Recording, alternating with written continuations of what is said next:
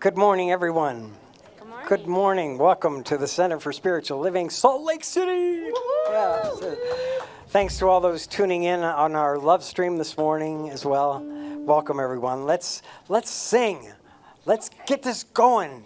Gosh darn it. Let's do it. Okay. All right. Change for the better.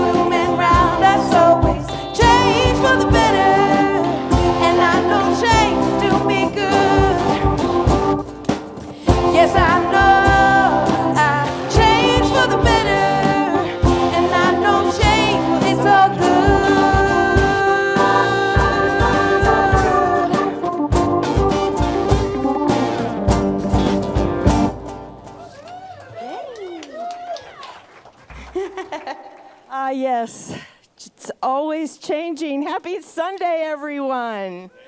We are so very grateful that we had a little bit warmer weather this week, allowing more of us to get here in this warm and cozy space. For all of our beloved virtual community, we invite you all to connect in the chat and let us know your location this morning. My name is Linda Brewer. I'm your service host for the day. Reverend Cindy is taking some well-deserved time off, and she will be back at work on Wednesday. She's out celebrating a friend's birthday in California, so leave her alone. Our practitioners serving in today's service are Selena Baugh, doing our reading and leading us in prayer, and Therrell Hinckley, who is holding high watch, knowing throughout this service that the best and highest is unfolding. Before I go any further, I want to recognize some very special birthdays. And I'm going to suggest one of these days we need to reinstitute. We used to do a monthly birthday celebration, so we need to start doing that again. But, and I can't do everybody, but there are a couple folks that I do want to recognize. One is our beloved Pat Weiniger, who was our youth director for many years and has led our virtual community from the time it started until just recently when she took a break. But we hope you're out there with us today, Pat, and happy birthday. And also, everybody say hi to Pat. And our beloved treasurer, Teresa Flanagan. It is her birthday today. So happy birthday, Teresa. And it is the birthday of our founder, Ernest Holmes. Wow. And Friday was Ricardo's birthday. We just are having a birthday month. So happy birthday, all you January folks. All right. Our center is a spiritual community. We teach here a philosophy for daily living based on spiritual principles and practices that are universal among religions. We honor every pathway by which people seek to know and connect with the divine, and we work on our individual consciousness so that we can help make the world a better place. So I invite you all to join me in saying with feeling our purpose statement. We are an open, welcoming community celebrating our divinity, loving our humanity, and nurturing our journeys of spiritual discovery. Thank you. Our theme for this month is the creative genius of you. And we are so incredibly blessed this morning to have the other two members of our service host team who are sharing with us on this, their last Sunday here in Utah, a talk about demonstration, the way that principles that we practice can change your life. Their talk is called, I Took a Class at the Center, and This is What Happened. They left us. So while we're all feeling really sad about losing you guys, we are so excited about this next way that you are going to express your divine potential here in the world. So we look forward to hearing all the stories. Do we have anyone who is here with us for the first time today? If so, if you'll raise your hand or stand up. There we go. We would just love to welcome you. Thank you for being here. We affirm for you this morning that you will experience a blessing here this morning. So, and everybody else in the room will too. If you didn't pick up something at the table, we've got information on the Science Mind. We hope you'll do that. We have a little gift for you too there. So thank you for being here. All right. As always, we have lots of wonderful ways to be with others on our spiritual journey. Here's what's coming up. So I don't know about the rest of you, but when I first started here at the center, Reverend Donald used to always say, change your thinking, change your life. Well, next Sunday following the service, our very own Kathy Hughes is offering a workshop called Change Your Energy, Change Your Life, which in a lot of ways makes a lot more sense to me because we are all pure spirit energy. And so there are ways that we block that energy, and Kathy's going to help us learn how to clear those hidden blocks in our energy circuitry, how to liberate our inner healer, and how to amplify our power to manifest and use the principles that we teach here. So you can sign up at the hospitality table. Kathy, stand up really quick. That's Kathy, if you don't know her. If you have any questions about the workshop, please see her right after the service. So, all right. Our center is not just about Sunday mornings. We are really first and foremost a teaching community. And classes have always been the most effective way that people really learn the principles and how to transform their lives. And the philosophy, all of that, we get it much more in depth through our classes. And Rob and Steve are going to remind us this morning about what class can do for you. The most basic class that we have is one that's called the Foundations of the Science of Mind, or usually we just call it Foundations. Whether you've taken it before or not, we encourage you to do that. This class is starting again on February 1st. We're going to offer this both in person and online. So if you don't want to get out of your house, but you'd like to take the class, you can do that. And you get to decide. But if you want to come and get to know other people, which I highly recommend, then I encourage you to do that. It is starting Thursday, February 1st. It will go for 10 weeks from 6:30 to 9:30. Reverend Cindy and Selena Baugh are leading that up. And in this, you will learn the foundational principles of our teaching philosophy and how to really begin to use them to transform your life. I'm pretty sure that if you take it, you will be really glad you did. Has anybody taken Foundations and not been glad they took it? No, a lot of hands were going up that you took it. Anybody take the class and go, rats? No. Yeah. Okay. All right. Not even the third time. Okay. So I want to remind you, as always, that there is available information 24/7 on our website.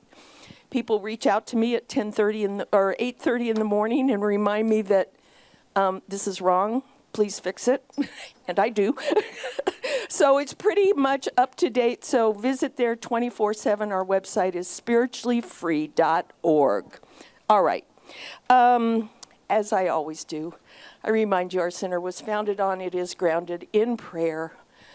Our professional prayer practitioners are trained in the art and science of affirmative prayer, and their number one job is to pray for you.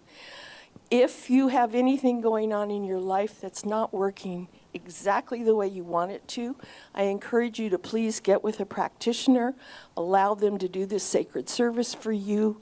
I'm sure you'll be glad you did. They will be available in the room across the hall after the service if you would like an in-person prayer, or you can put a prayer request in the prayer box on the hospitality table or on the website, and the practitioners will be in prayer for you. So now this is the time in our service where we prepare to be in prayer. So I invite you to allow Selena's reading and the sacred music to connect you with the God that lives within each one of us. And then Selena will lead us in prayer. Good morning. Our reading this morning is adapted from a January 22nd Daily Thought by Jephon Seeley. That would be found in our Science of Mind magazine. I jumped ahead. If what we focus on expands, then why do we allow ourselves to focus on what we do not want to see in our experience? What causes us to have a divine insight around an idea, only then to lean into our fears and insecurities, magnifying them in such a way they drain the life from the insight that only a short time ago felt so important? I can't help but think about all the divine ideas that have never seen the light of day due to an unwillingness to move attention away from fear and toward the possibility of what might be. How many incredible ideas have you had that you were unwilling to give energy to? How many gifts that only you can share with the world have you allowed to fear to suffocate? Don't you think it's time for all of us as spiritual beings to have the courage necessary to step forward into the unknown, the light of that divine insight, and share that with others? As first asked by first century Jewish scholar Hillel, if not you, then who? If not now, then when? Our physical life is finite in terms of years, and there are things only you can do during this time. Release the fear and have the courage to share your greatness with the world. We await your light.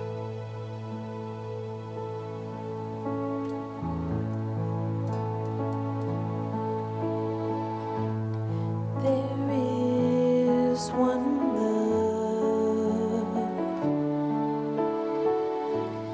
There is one power. There is one life eternal. God lives through me.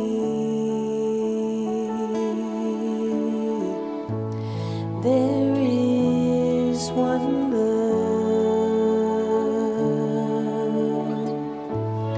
There is one power. There is one life eternal. God lives through me. I am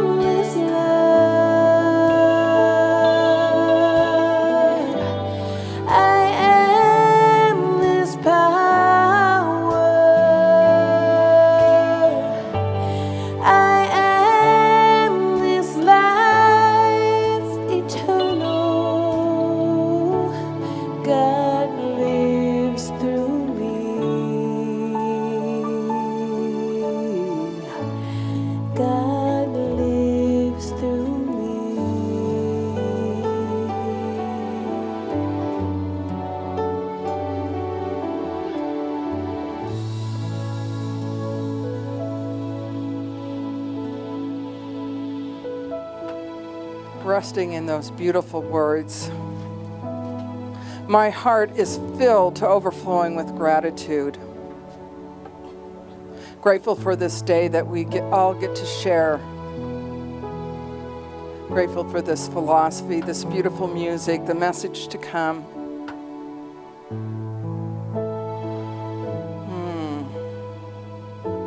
Just full. And it's from this place I recognize that one spirit and power that moves in and through all of life. Always available, everywhere present. There is no beginning or end to that one presence, that one power. Always moving with divine right action, absolute love, intelligence, strength, compassion, and wholeness. And as I rest in that truth, I recognize that I am part and parcel of that one, just as all here and everywhere are expressions of that one. Each of us brought into this experience of life all of our magnificence, here to move forward into each day being expressions of that one, with all those attributes readily available, all things readily available as we open our minds and hearts to receive. It's as close as our next breath, our next thought. So resting in that truth, I just bless this service, all those in attendance, all hearing and joining us virtually. Every musician, every speaker, every person in the room, every person that made this service possible. Life is richer with all of you. So once again, filled with gratitude, I just release this word. It's spoken, therefore it's done. As together we say, and so it is. The song we're going to sing together was written by a practitioner, John Neese. It's a wonderful song to sing this month because of the principles that we're talking about. Back to the basics of the science of mind. It's called There's One Life. Let's sing it together.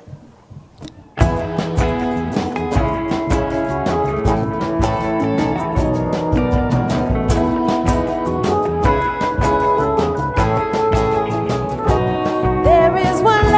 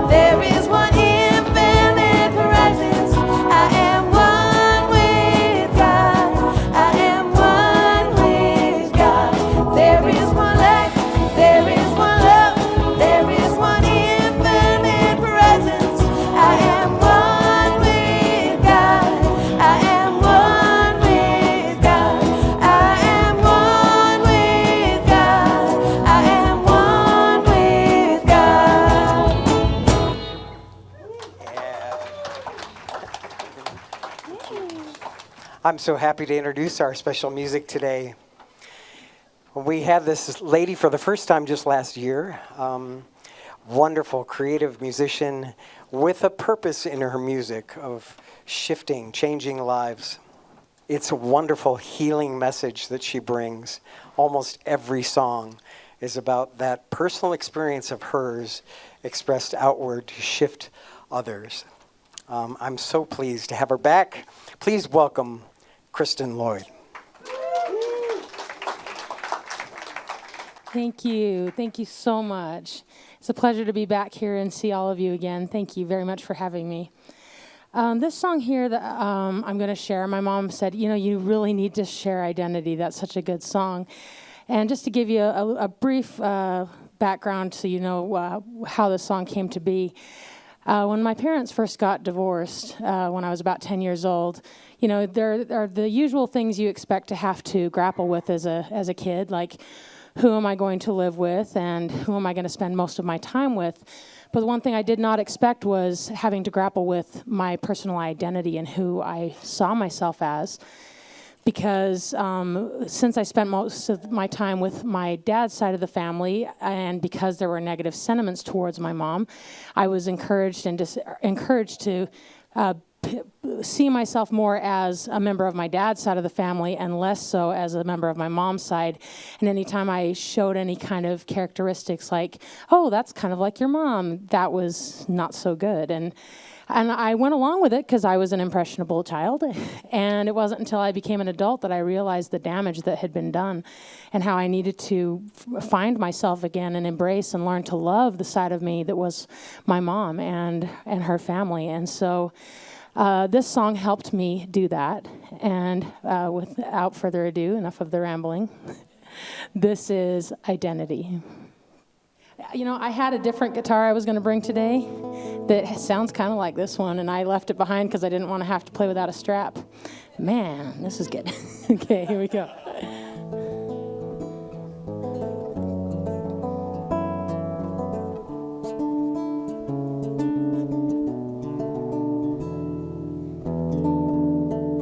It's funny how we fight to feel so special, even when it's staring back from every mirror.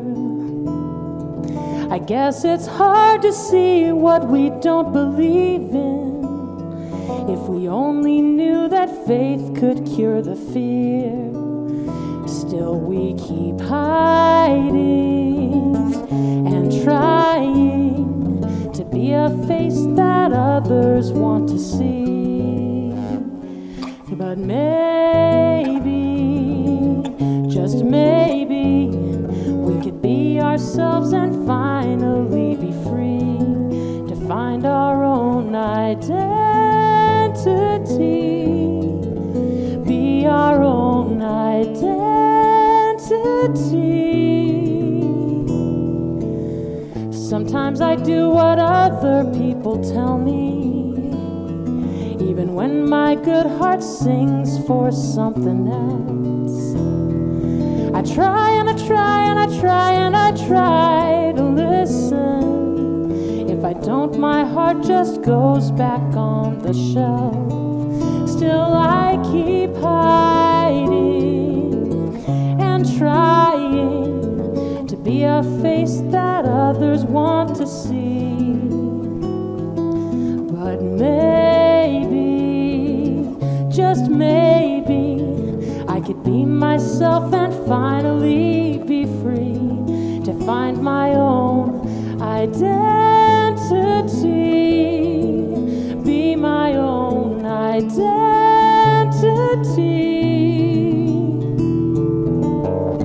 Whoever thought it was okay to wear a mask and look the other way? We were meant for so much more than this. Be the sculptor, not the clay.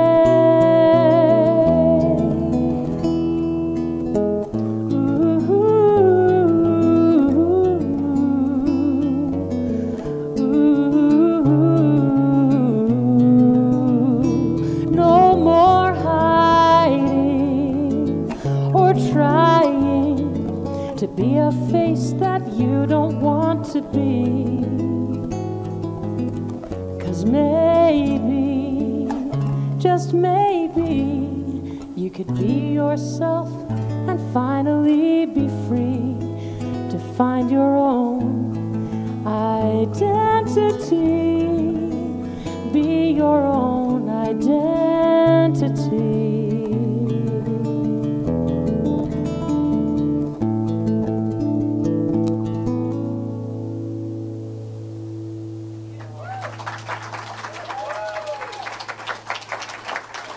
Thank you. Thank you very much. Thank you. Hello. Good morning, everybody. Steve, I've always wanted to do a talk with you. I didn't know it would be our very last talk here at the Salt Lake Center that we would be doing. We'd be sharing this time together. And to all of you, wow. I've been attending this center since 1997. And I've seen a lot of these faces in different physical settings before, right? But wow, you all are my spiritual community, and we're so excited to share this story with you. And we're very excited to have some of Steve's family here with us also, who have been right by our sides and have shared so many of these amazing pieces of the story as they've happened. So today we have been asked to share this story. The only other experience I've ever had like this was when Golda and Gordon shared their story once with us, and this has probably been 20 years ago when they told the story of their home and how it came to be in Heber. And I remember then being so enormously impacted by the power and strength of God and of manifestation, which is what we do here. So Steve and I are going to tell the story. We've been practicing this for a couple of hours, and he just flew in from St. Louis last night. He's been with the grandchildren for a couple of weeks, and so we think we know exactly how this is going to go, don't we? That's right. Yes, we do. We just decided to do this morning. So we're going to try to keep this narrative moving, and we've got some things to share as we go. So it's important that we start the story in the right time and place, and that was about 10 years ago.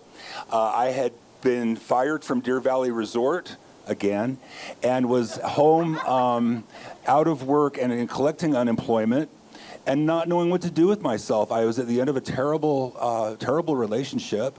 I was in the middle of a drug addiction, and I was trying to see my way forward. I think out was too big of an ask, but see my way forward. And so 10 years ago, I spent all of this time while unemployed creating physical representation of what I wanted to be in my life. One of my bedrooms turned into a three-dimensional vision board, really 4 walls, ceiling, of a bookstore and a hotel. For those of you who don't know, I've been a hotelier all my adult life and a bookseller for 23 years now. So 10 years ago, I spent a lot of time and energy pushing into the universe this idea of what my future would look like. And at the end of that time, when I went back to work, I was hired at the King's English, which turned out to be a 10-year adventure that I absolutely had to have. And I also manifested him. He came along during that time too. I always have to be careful. I just blurted that out, huh? He's not crazy when I say I manifested him, like, you know. I love it. It wasn't quite like that. So I got hired, and the story goes that I rolled up all of the things that I put on the walls and the ceiling of that room. I knew that I had done whatever spiritual work I was going to do to make that happen someday, but right now I had to go back to work at the King's English. So I went back to work, and I had many, many great years of fun until it wasn't fun anymore, right? And that was about 1.5 years ago. But he was the event and marketing manager for many years, hosting many different authors and really sharing wonderful experiences with people. So. And another example of how it had to be this process to get us to where we are. So the King's English started to be a little bit less of a comfortable place for me. I had been the voice and the face of this bookstore for a number of years when it went through a management change after COVID. And the new manager, who is a man that I've known for a long time and respected, he came on board as the new owner to do his thing. And I lasted for about 2.5 years doing his thing. And when it got down to last summer, I was very uncomfortable and very happy and unhappy. I was having nightmares. I was certain that I was somehow inadequate, while knowing that I am perfect, whole, and complete. Right. Knowing that I am always perfect and whole and complete. So we started taking classes. But before we get to the class, So backing up a little bit, both of us in the last year lost a parent. Rob lost his father in January, and my mother was in 22 September. And for me, this same time frame, it's interesting, a year ago this time, between January and June, around June, I had realized I had gotten into this devil-may-care attitude, not to use any swear words, and what the heck? But I had gained 30 pounds. I wasn't really taking care of myself. I was just subconsciously dealing with it in a different way. I have a friend that owns that I sang with in a choir, Austin Tony, who owns Cat and Cauldron, which is a metaphysical shop on 47th South and just west of Redwood. And I was talking to him about the situation. He says, you're really still in mourning about your mother's death.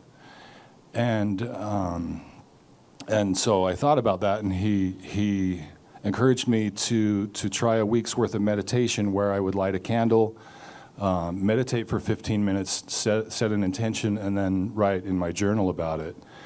And it was such an amazing experience because I thought I had dealt with. I mean, my family was so loving. We went through the sale of the house in December, and everybody worked through everything. But I think each of us have dealt with that loss differently. And I was the youngest. I am the youngest in my family, and my mother was always my greatest champion, my greatest. She loved me so much, and such a wonderful experience and example in my life. And growing up, and in figuring out my identity, there was a long time that I didn't feel that I could be myself, and so there was an alter ego or a voice in my head that was always suicide is always an option. And I never attempted anything, but I don't know why I had that in my mind. And I'm very comfortable in telling you because I know most of you, and you are my chosen family. And so with this meditation, each day I experienced the different stages of grief. I remember the second day it was anger, and I journaled about that, and literally it was the 5 days, 5 stages of grief. On the 6th day, when I was journaling, I had always told myself that I would never commit suicide when my mother was alive, but then when she was gone, there was that question, like, well, what am I going to do now? And she, the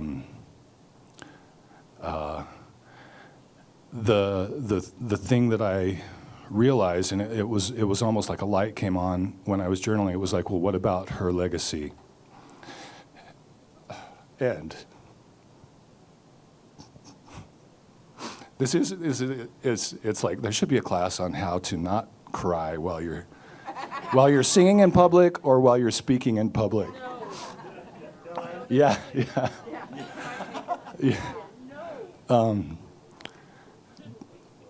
But it was such an amazing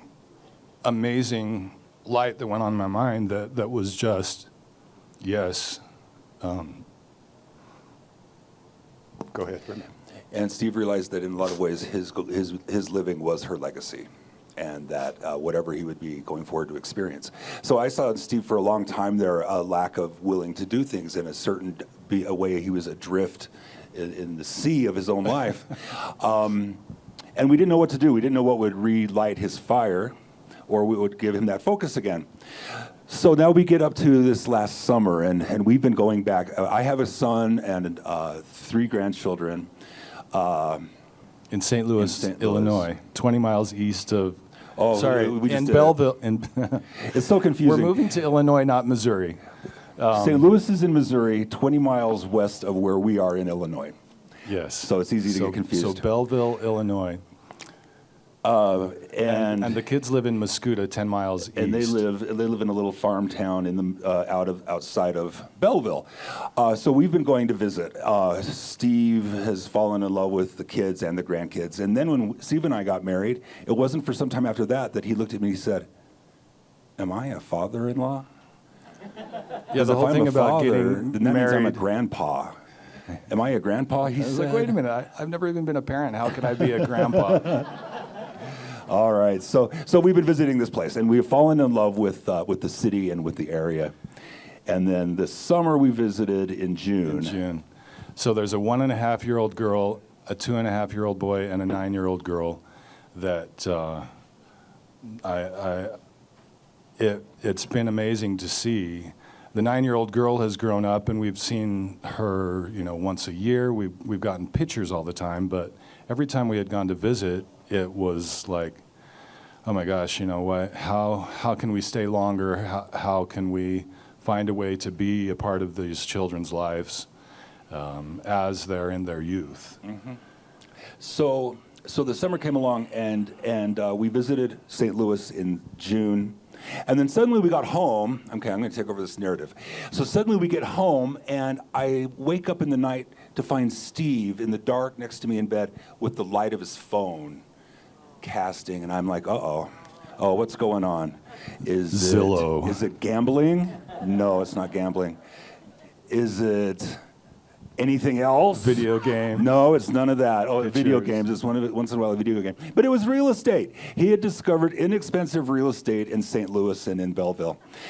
And he started, and Steve is a repairman and a handyman. His father was a general contractor, and so was his brother. And he's got years and years of experience rehabilitating homes. And he started seeing these homes that were available for incredibly discounted rates, but that's not the point. Enter 224 Charles. The other man. The other lover. The other lover, 224 Charles. It's this house that was Street. for sale for $47,000. It was built in 1861, 3,300 square feet, 12-foot ceilings on the main level and the second level, and this long, wonderful hand-carved stairway. It was that stairway. It was the I was in love with the cool stairway. curves of that stairway that seduced him. I'm certain of it. So we're looking at this real estate, and he's talking about buying it, and we're thinking, great. In the meantime, we live here.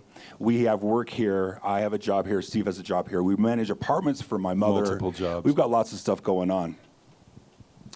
So then it is time that I have finally, and you guys have heard this, if you've heard me talk, you've heard me talk about the fact that I've taken foundations 5 times. It has taken me 30 years of religious science practice to get through these prerequisites so I can go to practitioner training. We come to the end of summer, and our education core right here in front of me, Selena and Lana, said, you've got one more class to take. You've got 2 classes to choose from. What do you want it to be? And I'm a book man, so I chose the class based on a book, The 7 Spiritual Laws of Success by Deepak Chopra. And Lana and Selena said, sure, we'll do it.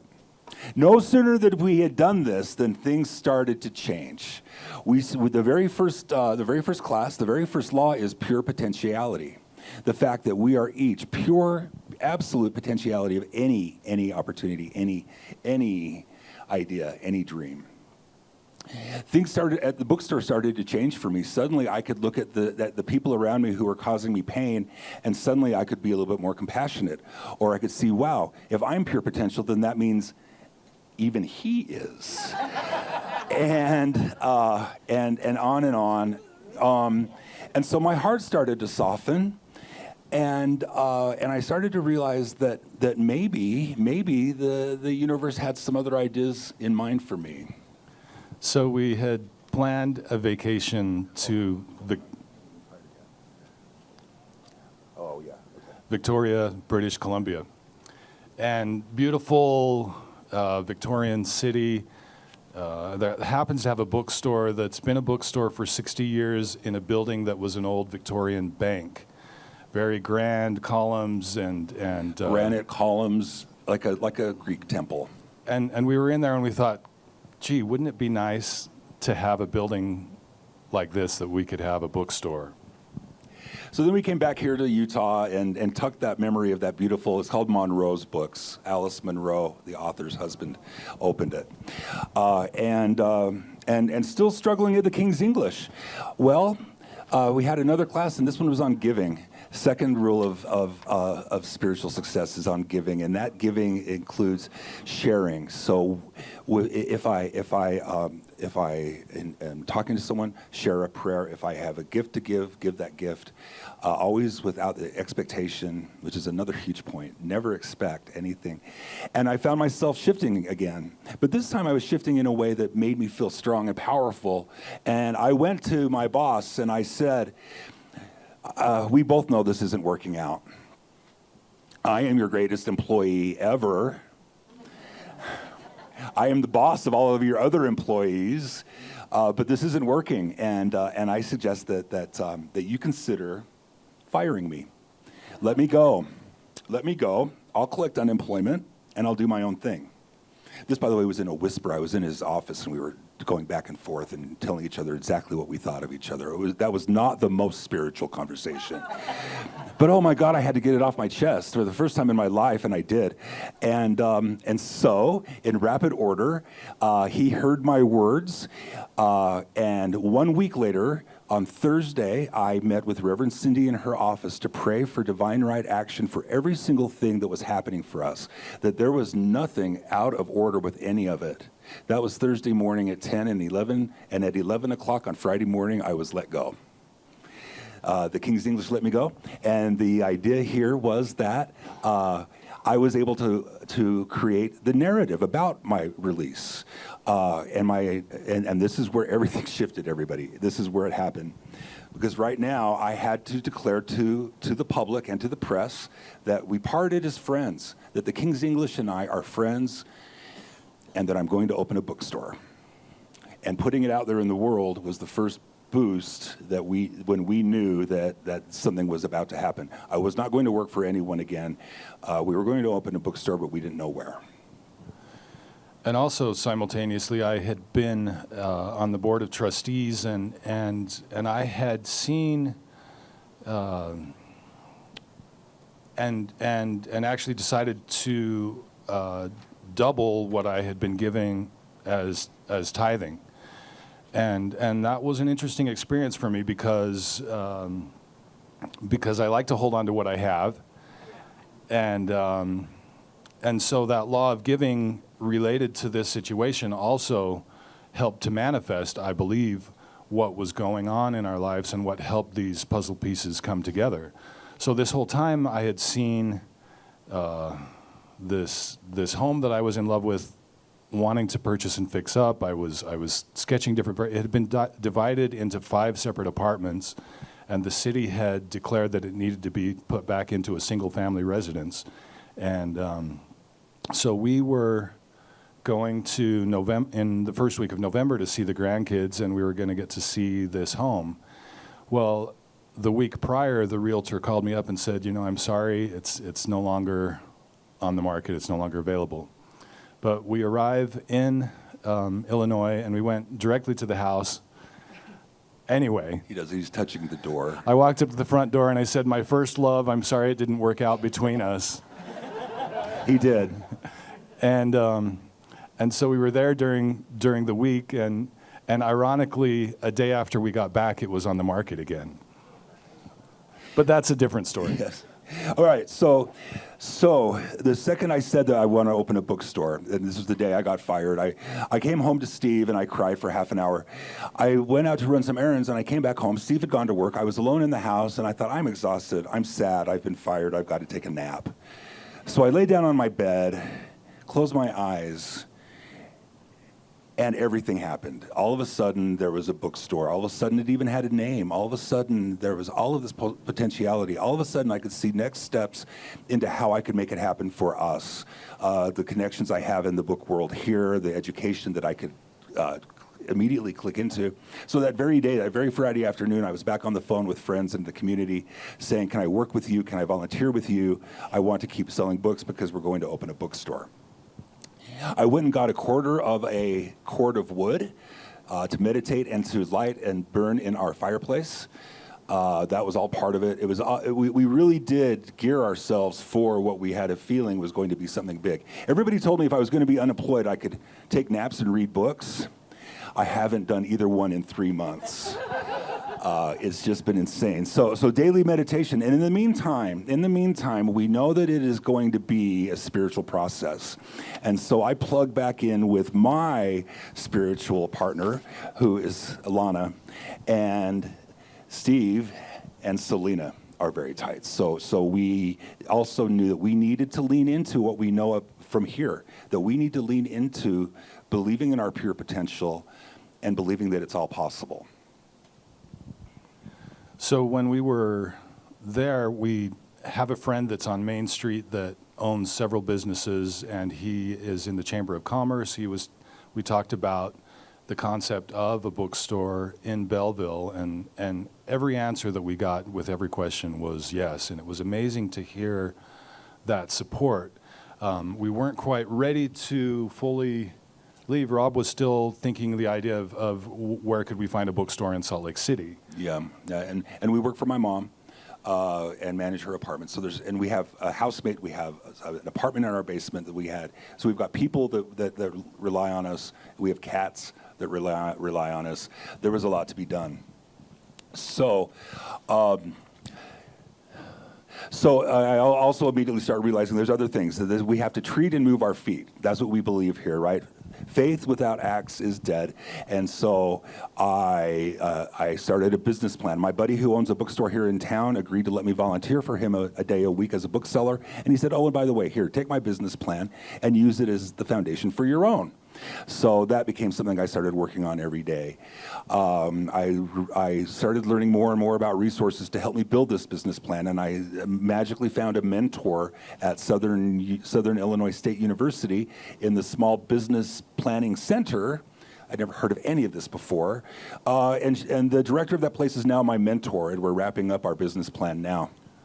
And that's where it comes into the law of intention and desire, where we had that intention of what we were looking for. We hadn't quite found where it was going to be, and there was also this point that I realized this relationship with the grandkids was so important. Several times with tears, I was just that I would do whatever I could to be able to have that experience with these children in our lives. And then also to feel the love and acceptance of their parents. There was never any question of me needing to act a certain way or do anything other than just be myself and show up, which is such an amazing blessing. So we were in. Wait. I have to say to David and Sydney, our son and granddaughter are watching. Yes. Hello. And there are no pictures because we decided at the last minute to not show pictures because we want there to still be kind of an aura of magic around this because it's not done yet. All right, so so a week after I get fired, we go to Belleville to see the grandkids on a pre-planned trip. On Friday we arrive, and on Saturday morning we are on Main Street in Belleville. We walk into a coffee shop as usual, but we both have a different experience there. I order a coffee, and Steve says, "Do you mean I can order a Bloody Mary at 9 a.m.?"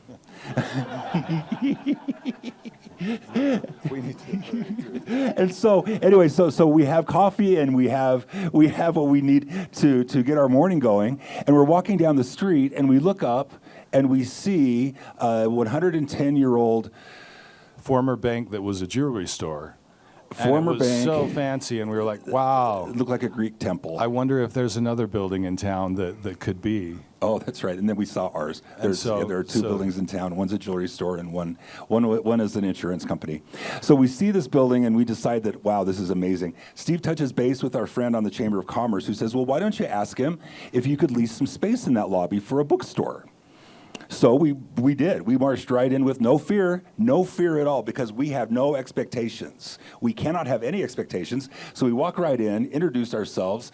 Long story short, in a couple of hours, the owners of this building are calling us from the East Coast to say, we would love a bookstore in town. Everybody would love a bookstore in town. He said 30 days ago we would say no, but this we'll is a think great about idea. renting or leasing the space. So we said, great, we're interested. I'm unemployed. We have no capital.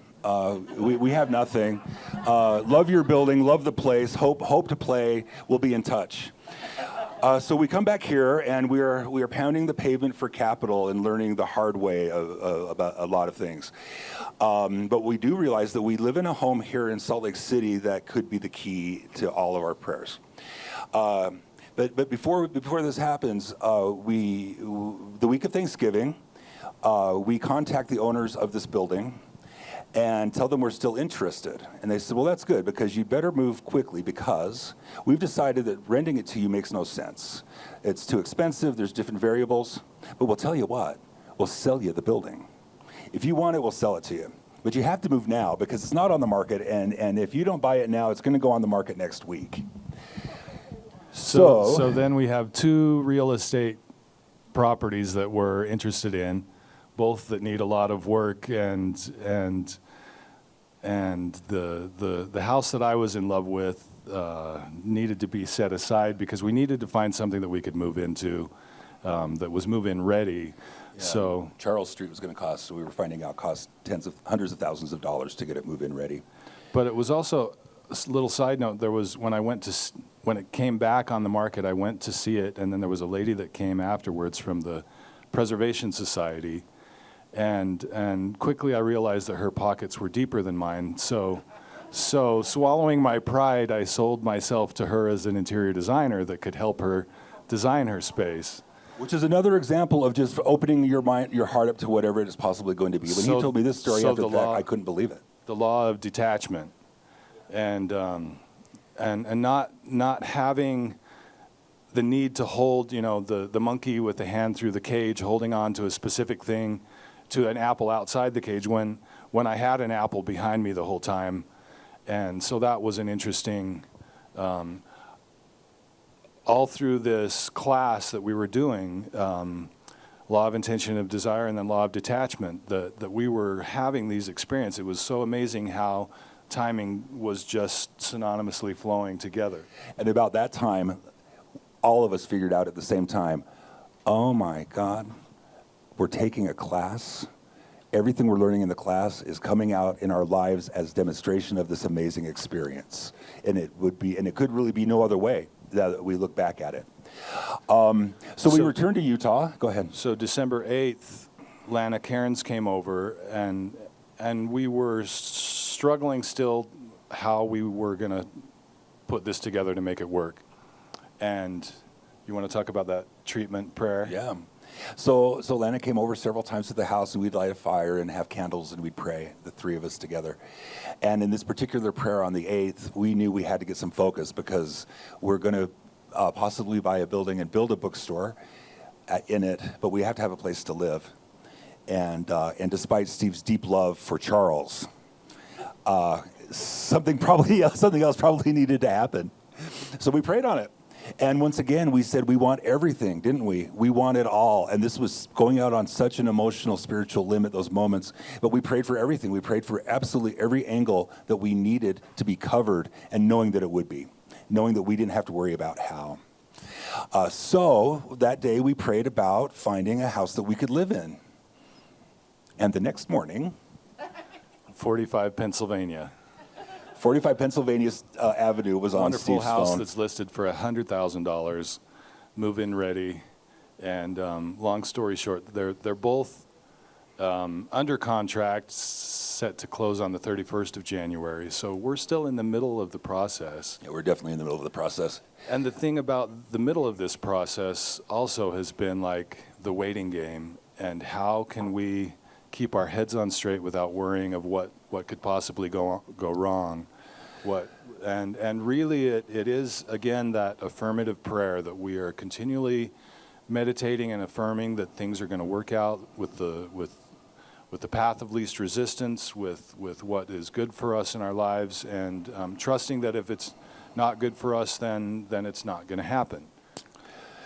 So we're trying to find money to buy this bank, but we tell them we want it. So Thanksgiving is here. We tell them we are committed to the building. We will have the money, and we decide to sell the house. Selling the house here in Salt Lake City came around so quickly. Well, as everything did, you guys. Absolutely every piece of this. So we decided that our bag of money is what we're living in. We don't want to sell it. We as Utahns, Salt Lake City, everyone here understands. If we sell our house here, how would we ever get back in, right? But right now, that didn't matter. The path of least resistance. Here we had talked about this money bag we have on one hand, and on the other hand, we're like, we have no money. We've got all this money, but we don't have any money to buy what we want. Until we look at it from a different perspective, and suddenly everything made a lot more sense. Oh, and P.S., through this, my mother is supporting us completely. Steve's family is supporting us completely. Everyone sees the potential, and we're just going with it.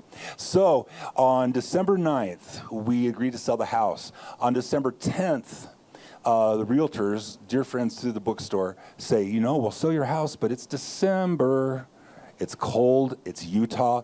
These people don't buy houses right now. These people are shopping for Christmas and having family parties. But if you want to do it, we got to do it now, because this weekend is the last weekend before Christmas and we should have an open house. So on Tuesday, we decided to sell the house, and by Thursday, we had emptied 2/3 of our house so that we could staging it for photographs and etc. Okay, quickly, and part of that was, what do you do with our stuff? Well, we manage these apartments next to our house for my mom, and there have been 2 apartments that we haven't been able to rent for a couple of months. Just a thorn in my side. Don't we have enough going on? We've got these vacant apartments to boot. Oh, we have to move all of our stuff. Great use as a storage unit. Why don't we use one of them as a storage unit? And then Steve says, oh, we have a roommate and a housemate that need housing. And so both of them are moving into both of those apartments. So why don't we move into those apartments? Okay. And so we empty the house, and on Friday the house goes on the market. On Saturday we have an open house where no one should come, but 25 people do.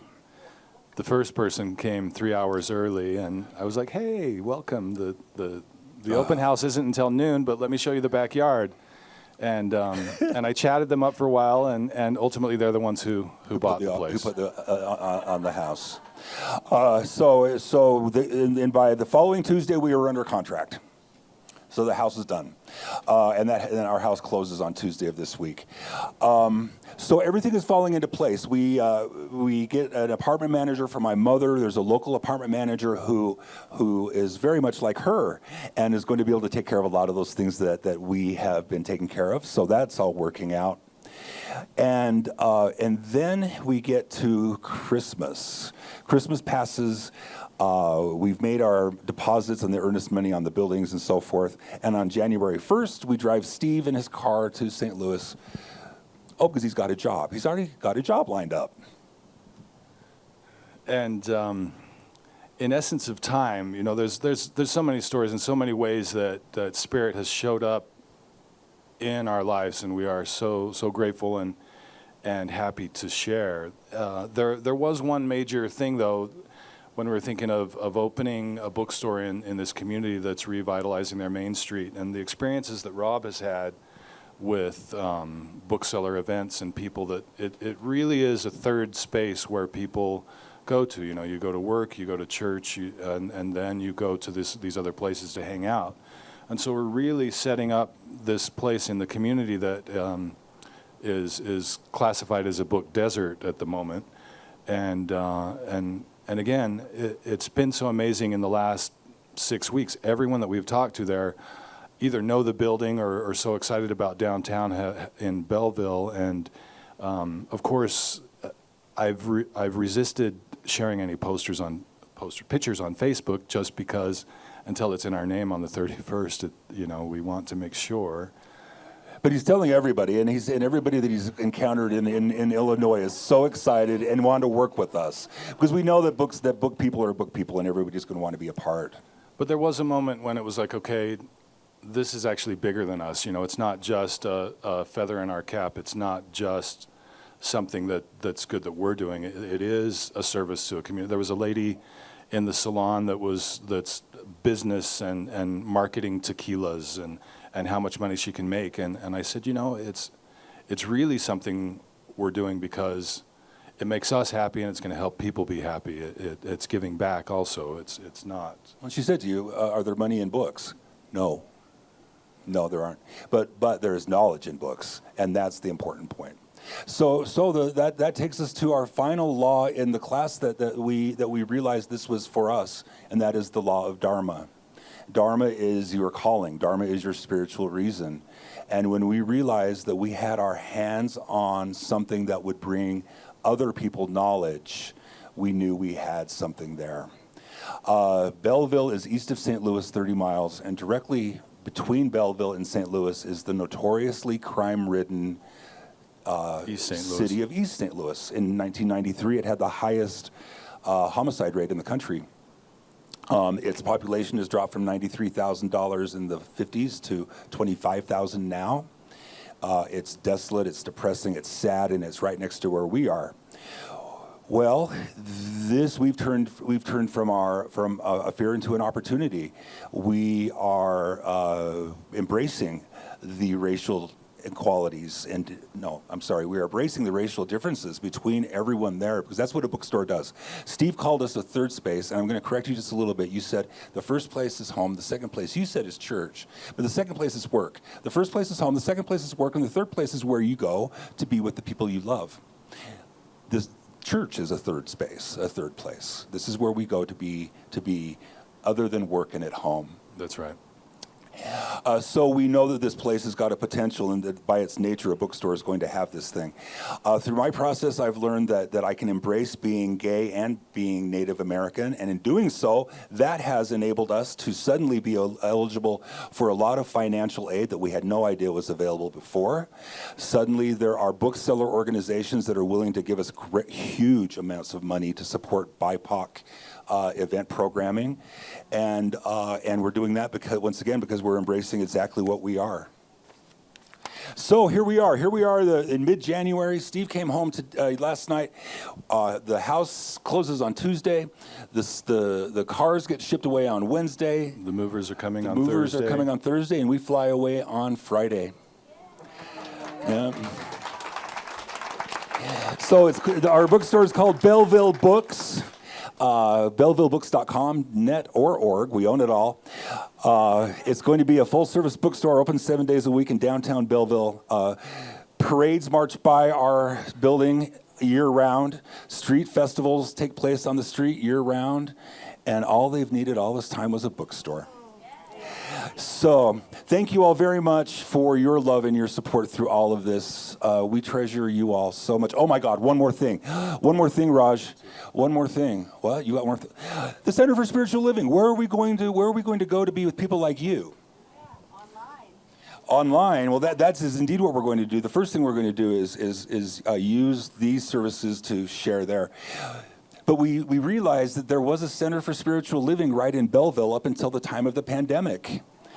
Yeah, and that means what? That there are religious scientists all over the place.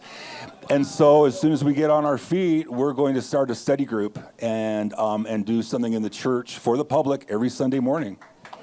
Yeah. And just on that, they do have a center that's 45 minutes west of us. I was able to attend last week, and it was amazing. Someone did an oration of Martin Luther King's speech, "I Have a Dream," and I just want to say the time to dream, and just to, the different opportunities that come. And it's been amazing to be able to share this experience with different people, and this is one angle that we've got. There's so many different angles that different people can achieve, and I just want to.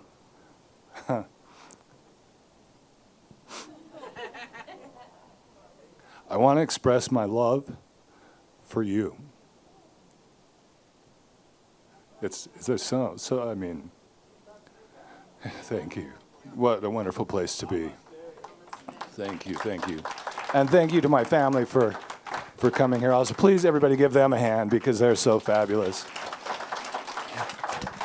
Ozzy and Arlo and Lydia. Yay. All right. May I pray? Yes? All right, because that's what we do here is we pray. So as we are here together as community and family, and all of you sharing our dream and celebrating this wonderful future that we have manifested. And we share it all with you because we know that it is all possible for each of us. We know that there is one great spirit in the universe. This universal spirit goes by so many names. Universal Spirit, God, Lord, divine creation, The great maker. organizing deity. Yes, God, the great organizing deity.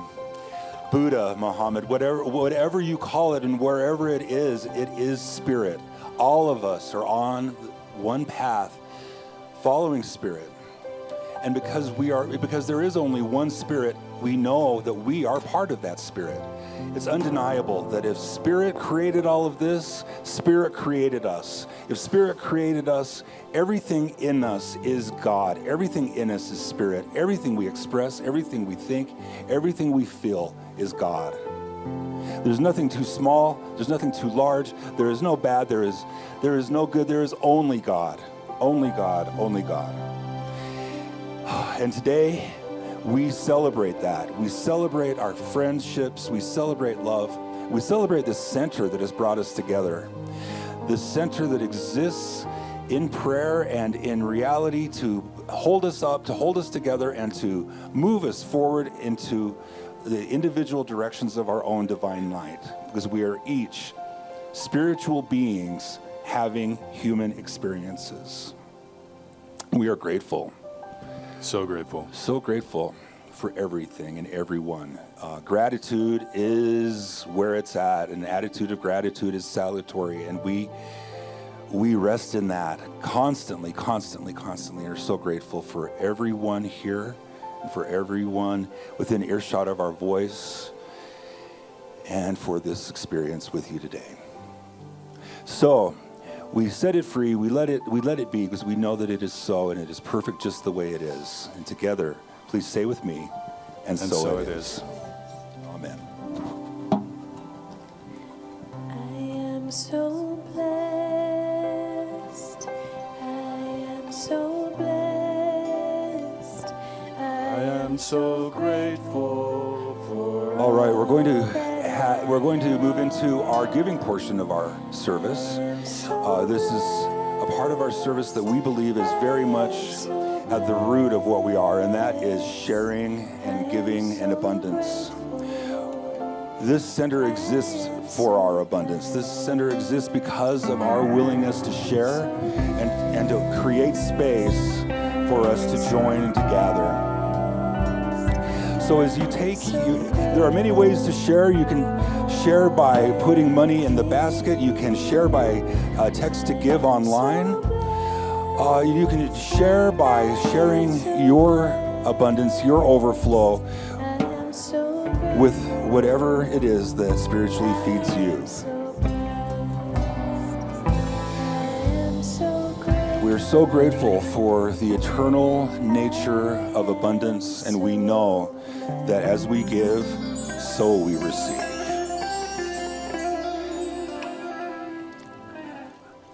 And so as our ushers carry these massive basketfuls of money, hooray, here comes Chris. All right, and I love what Cindy's been doing lately, so we're going to do this too. I'd like to invite you to stretch your hands out toward these baskets of money, and close your eyes. But it's more than these baskets of money. It's the attitude of abundance, and it's our belief that what goes out comes back. And so we reach out toward this abundance, and we bless it. We bless it and multiply it, because we know that as our minds grow, the greater we can accept, or the greater we can perceive it, the greater we can accept it. And we know this is so. So we are so grateful for our riches. We're so grateful for our abundance and our overflow. And we know that as we put it out there, it will come back to each of us tenfold. And with this as well, I invite you to join me in saying, and so it is. It's time to dance. All that I need comes to me. All that I need comes to me. The light of love and grace shines upon my face. All that I need comes to me. I've been set free, I'm released. I've been set free, I'm released. The burden of my past has gone away at last. I've been set free, I'm released. All that I need comes to me. All that I need comes to me. The light of love and grace shines upon my face. All that I need comes to me. All that I need comes to me.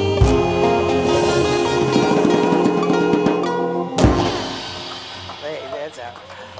Let's have Kristen come up and share another song. I would like to say something, that as we are all healing from the relationships of the past, we notice that we honor those teachers in our lives that teach us to step into all that we are and believe in all that we are. And as we go along, there are things that get more and more humorous. So that's a sign of healing. Speaking of funny things, figured out why the guitar was broken. Before we thought it was Raj figured out that it was something to do with the battery, and he gave me some batteries to put in it, and when I went to put them in, I realized that the battery thing had popped out because somebody bumped it. So you know how I said before, it looks like it's not a user error. I was wrong. But anyway, I loved the message that was shared in the talk. You guys did wonderful. Thank you for sharing that. And I feel like this song resonates with that. I wasn't originally going to do it, but I felt like it was really fitting. That, to chase a dream or to make big changes in your life, it takes a lot of faith to be able to do something like that. And I know I've had to find my brave in a lot of ways. And so I thought, you know what, it's only fitting to share my brave song that I had played the last time. Yes. And for those who didn't get a chance to hear it the last time. And I was like, Mom, are you sure it's okay to do a song twice? And she's like, oh, yeah, do it. Go ahead. I'm like, okay, so here we go. And by the way, there's something new that I've begun doing whenever I perform this song, and it surprised me the impact that it's had. And I invite you to do this when I play this song. When I go to school assemblies, and middle schools especially, it really impacts the youth there. When I play this song, I don't want you to listen to it as me singing about me finding my brave. I want you to close your eyes and visualize that your future self, who has just faced whatever fear or challenge that you're struggling with right now, that future you has faced that fear, has overcome that challenge, and they are so excited about how well that went that they're coming back to tell you that through this song as I sing it to you. So here we go.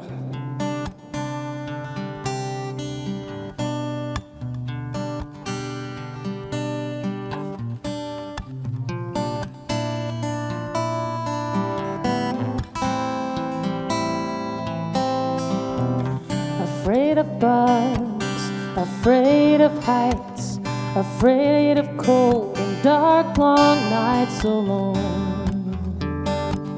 I couldn't stand to be alone. Afraid to fail, afraid to be the one I know is inside of me till this. I never ever could have prepared for this. It took a little fear to find my brave, but I stood my ground. Even in the rain, I surprised me. I found the brave inside of me. I still can't believe or understand how my David beat Goliath with his own two hands. But now I'm standing here because, wow, I must have been braver than I thought I was. Hey, yeah, yeah, yeah, yeah.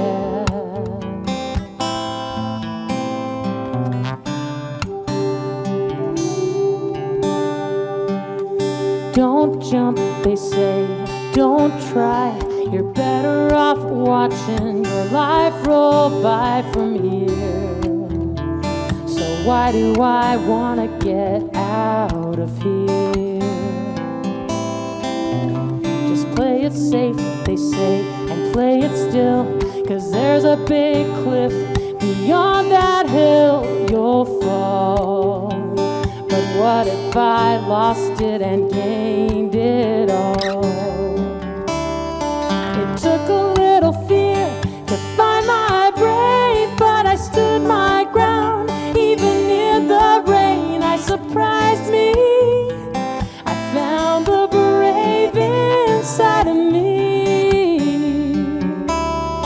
I still can't believe or understand how my David beat Goliath with his own two hands. But now I'm standing here because, wow, I must have been braver than I thought I was.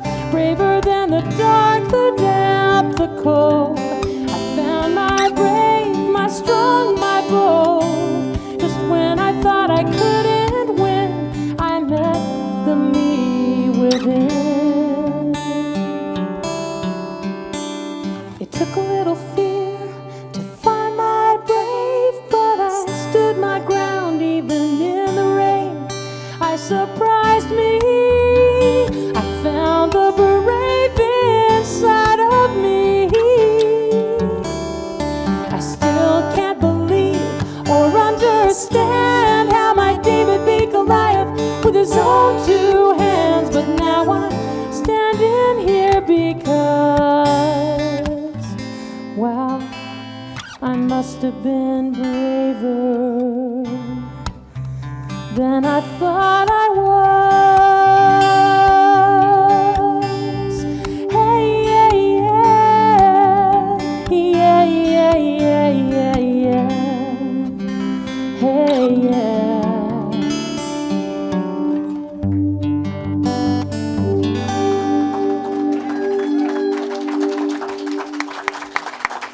Thank you very much. Marvelous. Kristen Lyod and her proud mama singing back up. Beautiful. What a perfect message for today, too. And thank you, Rob and Steve, for, what a testament in real time of how these principles work in our lives. And we're just stirred and inspired by what you're doing, and we will miss you terribly. So you have to come back and visit. Yeah. And please gather after the service. We have some cake. We're sharing a going away cake, I guess. But we want to celebrate you away on your journey. Remember, practitioners are available after the service if you need a quick prayer. Prayer and cake. Wow, they go together. And Kristen also has some products available out in the lobby, recordings and a great story about my brave and little stuffed buttercup cow, stuffed animals, healing idea. Let's stand, everybody. Let's sing our closing song. There was a time in my life, thought I had to do it all for myself. I didn't know the grace of God was sufficient. I didn't know the love of God was at hand.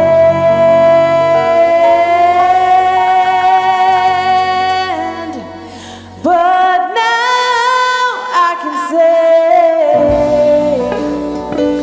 if you are discouraged, struggling just to make it through another day, you gotta let it go. Let it all go. And this is what you got to say. I release and I let go. I let spirit run my life, and my heart is open wide. Yes, I'm only here for God. No more struggle, no more strife. With my faith I see the light. I am free in the spirit. Yes, I'm only here for God. I release and I let go. I let spirit run my life, and my heart is open wide. Yes, I'm only here for God. No more struggle, no more strife. With my faith I see the light. I am free in the spirit. Yes, I'm only here for God. Said I release and I let go. I let spirit run my life, and my heart is open wide. Yes, I'm only here for God. No more struggle, no more strife. With my faith I see the light.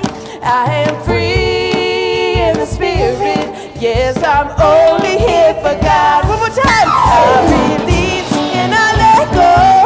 I let spirit run my life, and my heart is open wide. Yes, I'm only here for God.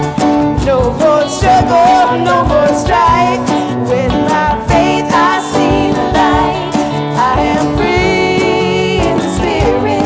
Yes, I'm only here for God. Said I am free in the spirit. Yes, I'm only